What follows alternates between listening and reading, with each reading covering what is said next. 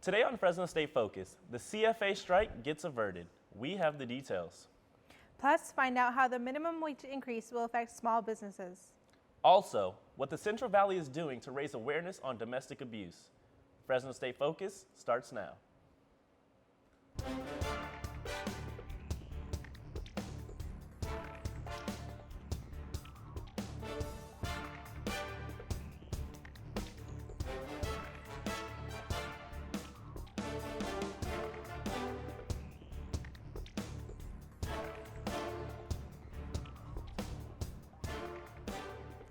Hello and welcome to Fresno State Focus. I'm Justin Ballinger.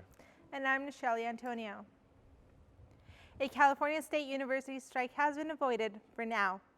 A tentative agreement was reached between the California Faculty Association and the CSU system Friday morning. President Castro says the agreement will keep classes in session between April 14th and 19th.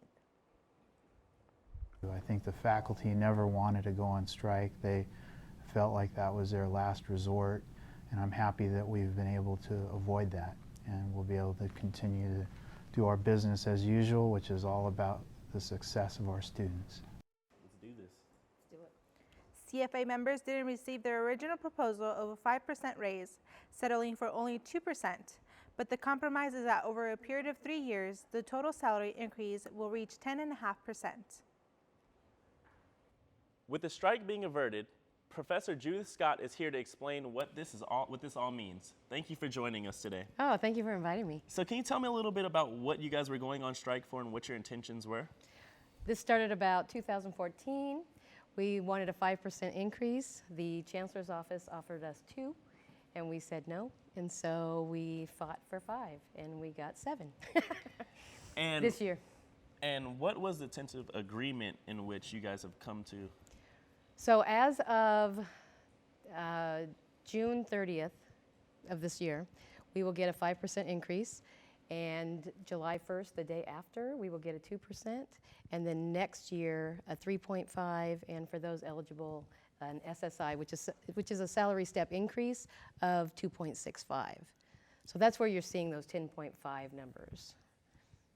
And what would your ideal perfect situation for say, so you guys don't have to strike in the future, what would your ideal percentage increase be? That's a great question. I have no idea. I have no idea. We're just really happy right now. Yeah. We were celebrating last Friday. I found out last Thursday night that we won, and I was at home screaming on the phone.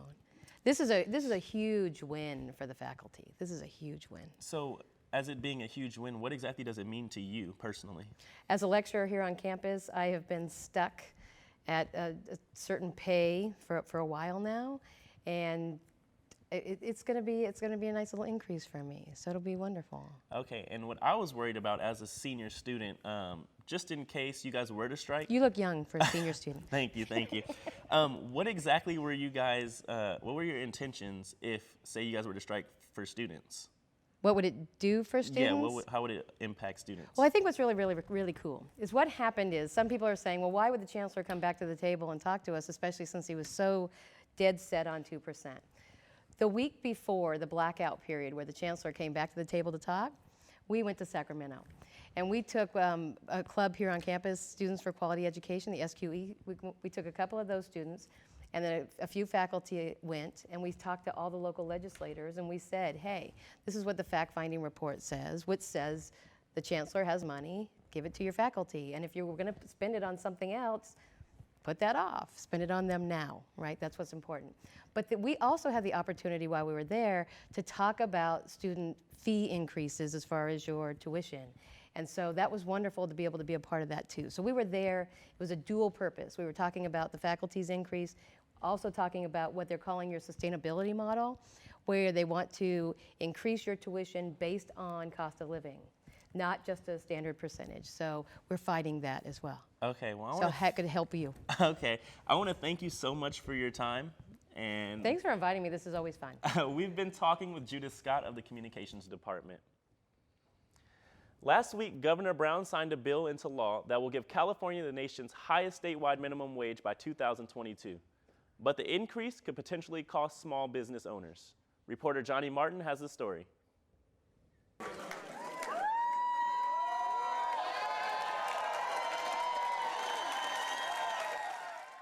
Governor Brown made it official when he signed on the dotted line last week. California's minimum wage will increase to $15 by the year 2022. But the new law has left some small business owners wary of what the future holds for their business.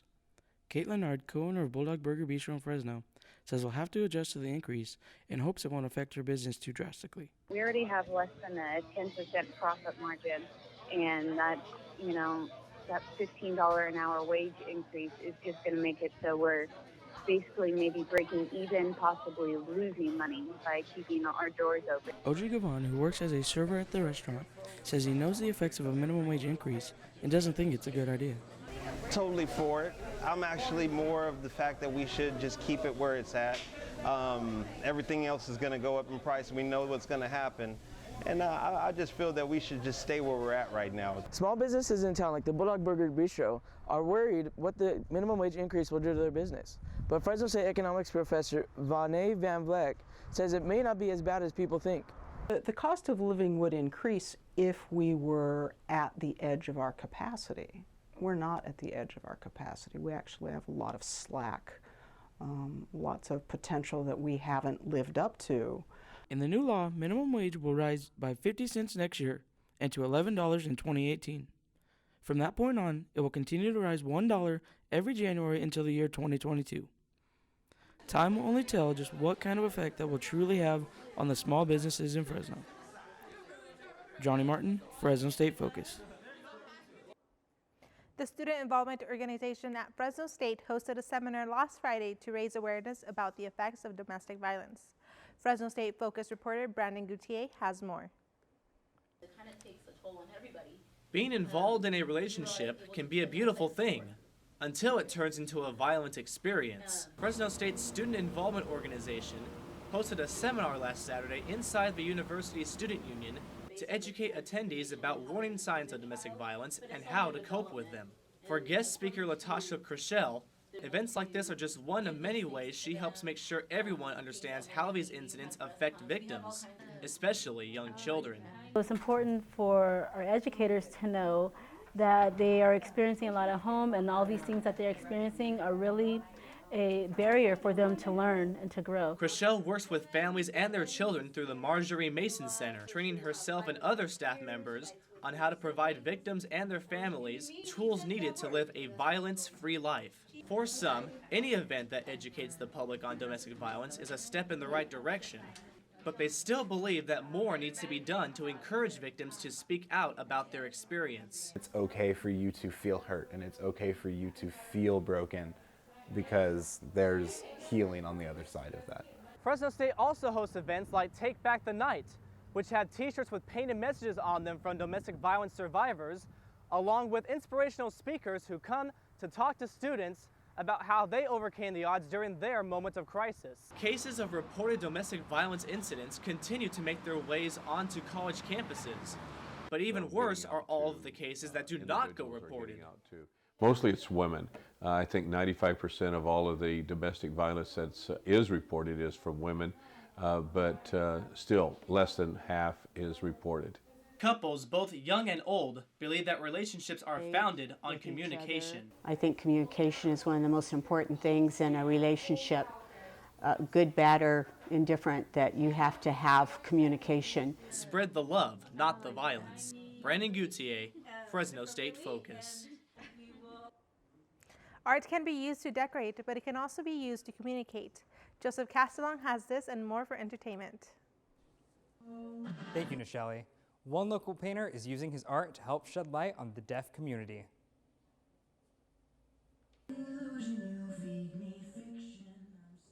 Cyrus Howlett is a local painter who has a passion for street art.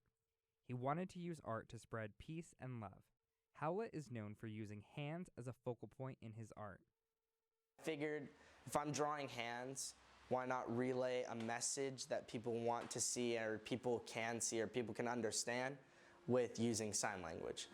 Howlett's use of sign language in his work drew the attention of deaf education student Gabby Bossman. Bossman featured Howlett's work during an event she planned called Deaf Art Hop. I think with Cyrus, he's representing deaf culture in a positive way. The two canvases I received were based on love, and so I feel like that as an artist kind of spreads the word through acceptance and appreciation. Howlett is no stranger to art exhibitions.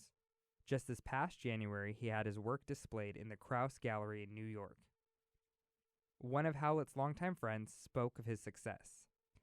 Actually, right before he went to New York, I texted him, I was like, hey man, I just want to tell you I'm proud of you. I was like, he's following his passion. I think that's awesome. Howlett is excited about the future and hopes to continue his work.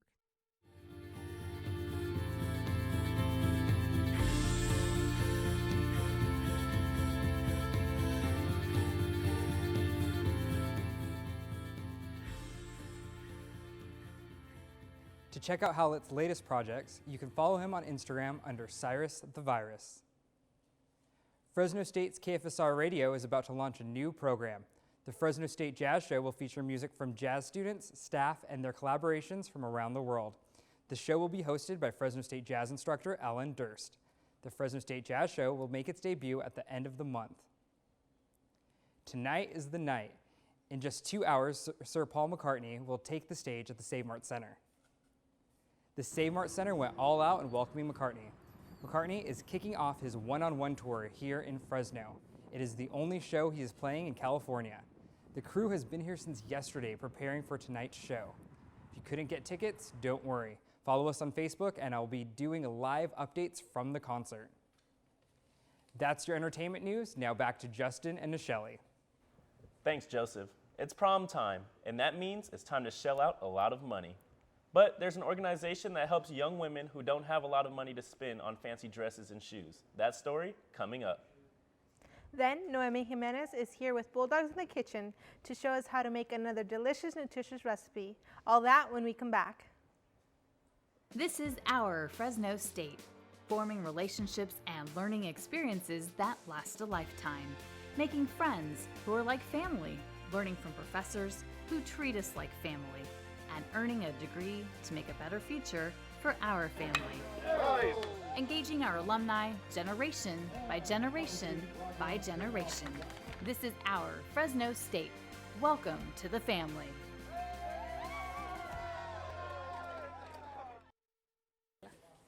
Success. At Fresno State, it's no secret. It's discovering new ways to change our world. It's creating opportunities as diverse as our community itself. It's in the distinction of our graduates as they lead us into the future. Success is no secret at Fresno State. It's our mission.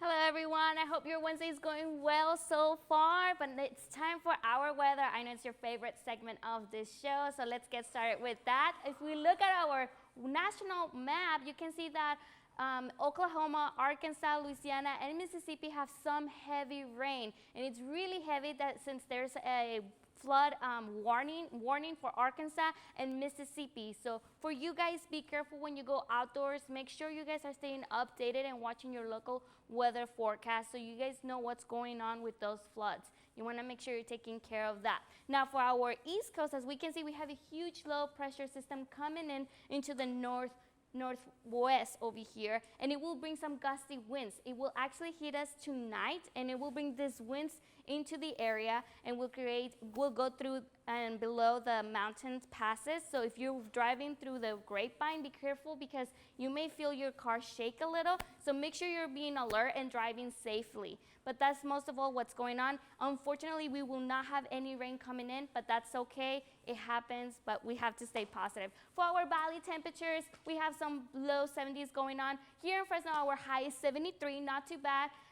Salinas is 63, while Stockton is 71. We're staying on the 60s, 70s, nothing bad at all. For our air quality, as we can see, we have San Joaquin is good, and all the other counties, as you can see, is moderate air, but it's okay. We can't worry about that. Sequoia National Park is good, not too bad at all, so it's not bad at all. And for our temperature for today, is the high is 73, 60% of humidity. We have 5 to 10 miles per hour winds coming on from the northwest, but not too bad at all. And for our 7-day forecast, as I mentioned, today is 73 degrees, partially sunny. And Thursday looks kind of the same, mostly sunny, 69 degrees. But look at that, Friday, Saturday, and Sunday, sunny. We will see a rise in the temperature. So it's springtime. Smell the roses. They're blooming outside. Do something fun with your friends. It's going to be gorgeous. And we're starting the week also with sun all the way. 87 for Monday and 83 for Tuesday. Nothing bad at all. Protect your skin. Put sunblock on. And back to the news.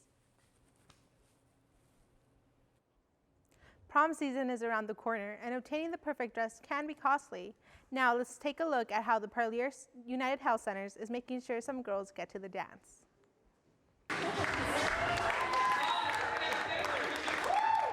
For the third year, the Parlier United Health Centers of the San Joaquin Valley proudly presented Prom Treasures, an event for high school junior and senior girls to obtain a free prom dress. Dr. Jonathan Terry says that the idea for Prom Treasures started 3 years ago, when those in the behavioral health department often heard from teenagers that they would not attend their prom because they could not afford proper attire. But we saw this as one of the things that we could fix, and the answer wasn't necessarily with more therapy, it wasn't necessarily with medications, it wasn't with the tools we usually had. We had to try something different. Close to 300 dresses were donated this year by community sponsors. Finding a dress here could be the reason someone attends their prom. To complete their look, accessories and shoes were also free to make sure that the girls who attended Prom Treasures obtained all they needed to be glamorous on their prom night. This is for unprivileged students that they don't have the resources to buy dresses to go to prom. We understand that prom is a big deal for students. Sanger High School senior Eileen Sanchez volunteered as a model for Prom Treasures because it was a way for her to help the community and because she knows finding the right dress for prom is important. I understand what it's like when you're not able to afford all the newest trends and all that. I know a lot of girls don't go to prom because they can't afford a dress or stuff like that, so it's a great cause. The mission of the United Health Centers is to provide quality medical, behavioral, and dental health, but they like to be socially responsible. Therefore, events like Prom Treasures go beyond their mission. As for the upcoming years, they hope to increase the number of dresses and hope to include attire for male students.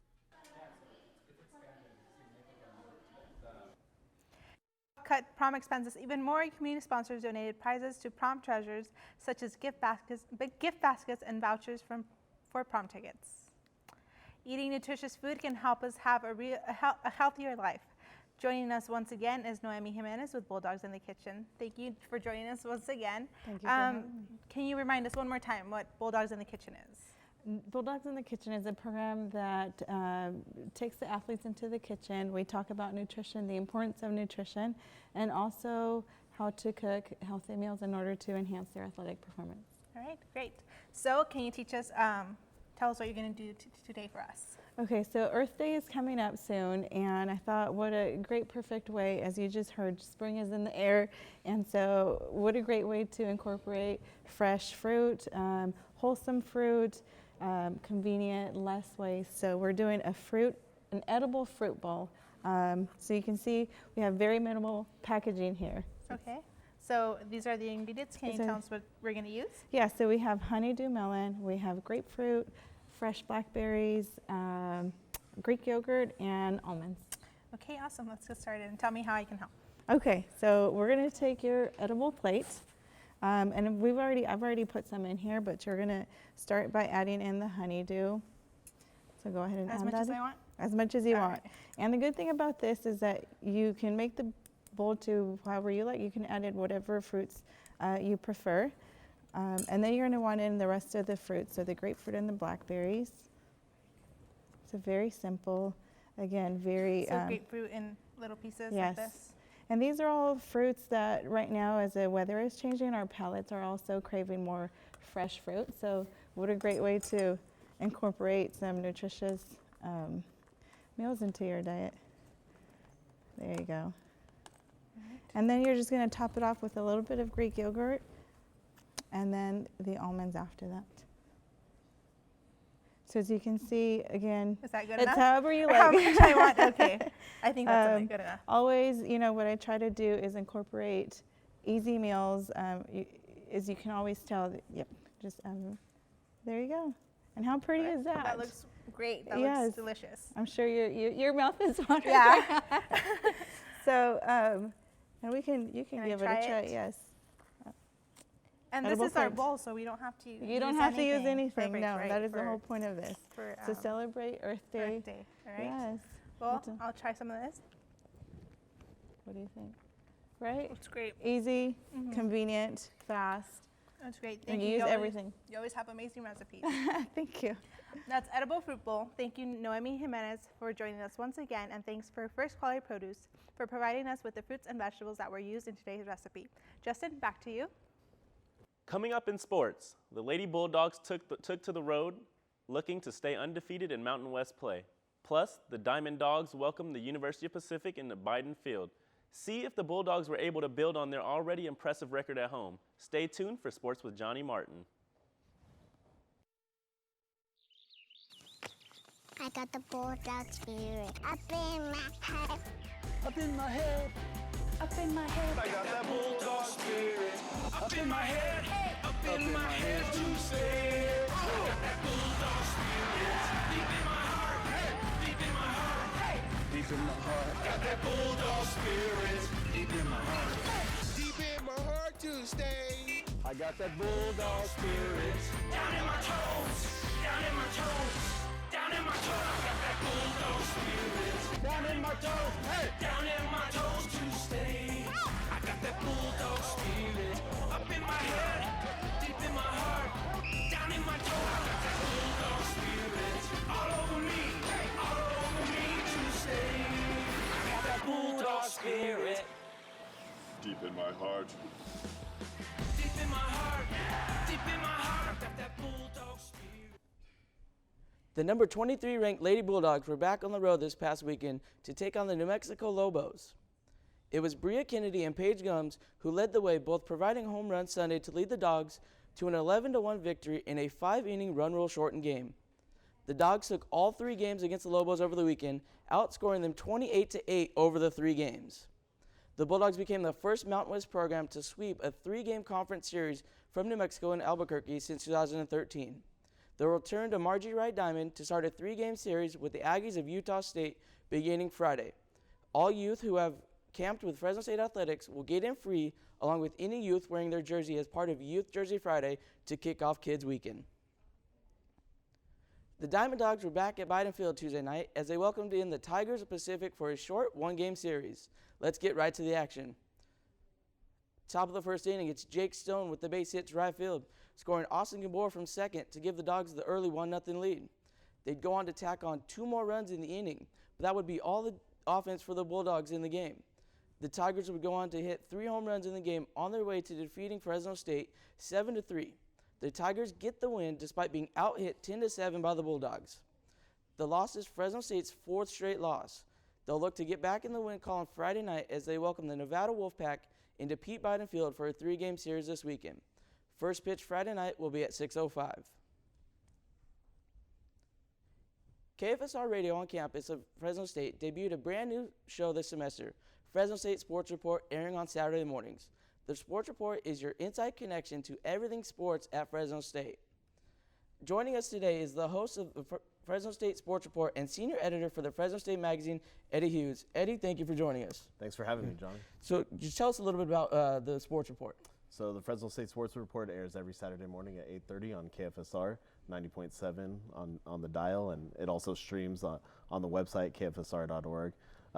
The brainchild of Julie Logan, the director over there, who thought it would be great to incorporate some content about Fresno State, news and sports, and a lot of different shows that she's thought of over there. So she asked me to be a part of it, and I happily agreed. So Julie's the one who started the program, and it just kind of ran off the idea she had. She, last semester, and it just ran this semester. Or how did that work out? Yeah, it was her idea. It just started in February. We've Jim Bartko, the athletics director for Fresno State, is the co-host, so he joined us.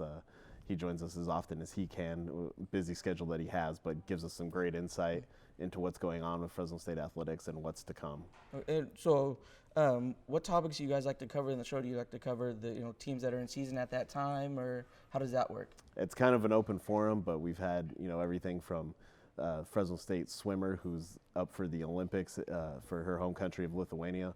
We talked Fresno State football with the spring game a couple weeks back, and we've got just a sit-down interview with Jim Bartko, kind of going over everything Bulldog sports this coming Saturday. Switching gears to the Fresno State Magazine, I understand there's a great sports piece in the next issue. Tell us a little bit more about that. Yeah, Fresno State Magazine, I'm the editor for that. That's my daily job.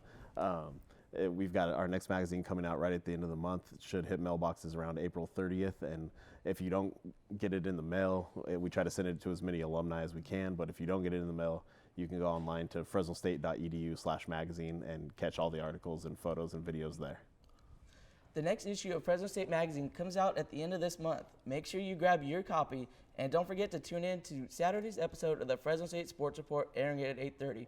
Eddie, thank you for joining us. Thank you for your time. We appreciate it. Happy to be here. That's it for sports. Now back to Nichelle and Justin. Thank you, Johnny. The Central Valley sure has a diverse community where different cultures share their traditions. But there are things that are still unique for the Valley. Reporter Nicole Orsieri took an inside look at some unique tango classes offered in Fresno. Fresno State professor Cesar Ramachon has been passionate about tango music for more than 10 years. But his passion for music in general is what really got him to start dancing tango. I realized at some point I have a body, and my body has a pulse, and my body can walk like the melody in the music, so my body can mimic the music. So essentially in tango, you recreate the music with your body. Ramachon doesn't only attend tango classes in Fresno, but also conventions in San Francisco, and even attended a convention in Buenos Aires a couple weeks ago. Attending these conventions has taught him a lot about tango, and says there is definitely a misconception when it comes to the dance. As soon as I say tango, either they hear exercise, losing weight kind of thing, or again, something overly romanticized and sexualized. As long as that is the conception, it's not going to work. Argentine tango started in Argentina by a group of immigrants that moved from Europe. Now this dance is known worldwide. Argentine tango is not very common in the Central Valley, but it has gained popularity. Jim Escobar was surprised when he found out about these classes and immediately started attending. I saw an ad in the paper and I thought, really, Argentine tango in Fresno? And so I showed up and it's been fun. Eduardo Saucedo is a tango instructor from Buenos Aires, Argentina. He travels the world teaching and performing tango. Saucedo says he loves to see people dancing tango regardless of their ethnic background. It's coming from my country, so to see people dancing tango in another parts of the world, in this case in the Valley, and just to be them dancing, it's really emotional. Tango classes take place every Tuesday at 7 and 8 p.m. at Studio 65 in Fresno. Nicole Orsieri, Fresno State Focus. Perfect. We want to thank Kobe for 20 years of great basketball and being a superhero into our lives, you know. Happy Mamba Day. Next week on Fresno State Focus, find out how kids celebrated Kids Day at the Chaffee Zoo. Plus, we'll have a story about how some Fresno students have the chance to work with real drones to help our agriculture. Also, discover what went on during Vintage Days and what the excitement it brought to the community. Thanks for joining us here at Fresno State Focus. We'll see you next time.